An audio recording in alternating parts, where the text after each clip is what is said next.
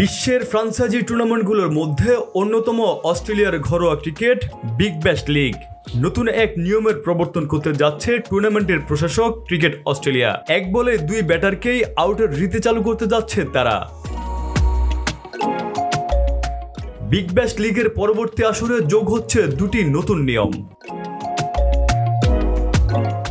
শুক্রবার অস্ট্রেলিয়ার শীর্ষস্থানীয় সংবাদ মাধ্যম সিডনি মর্নিং হোল্ডার এক প্রতিবেদনে এমনই খবর দিয়েছে।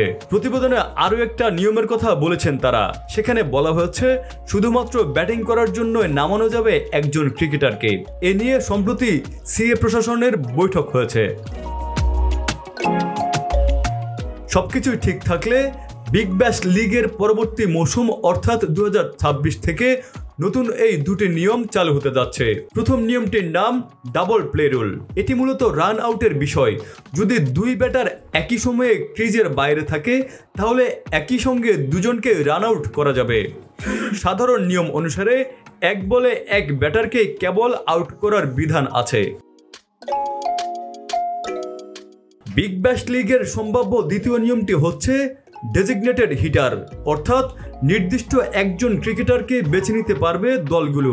ওই ক্রিকেটার শুধু ব্যাটিং করবেন, বোলিং কিংবা ফিল্ডিং করার বাধ্যবাধকতা থাকবে না। তবে তার বদলি হিসেবে ফিল্ডিংয়ের জন্য নতুন কাউকে মাঠে নামানো যাবে। নতুন দুটি নিয়মের বিষয়ে ক্রিকেট অস্ট্রেলিয়া ও ব্রডকাস্টারদের মধ্যে আলোচনা হয়েছে।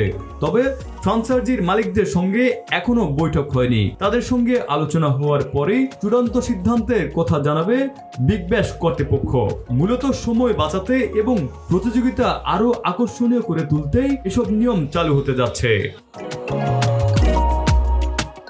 নিউজ ডেস্ক, ভোরের পাতা।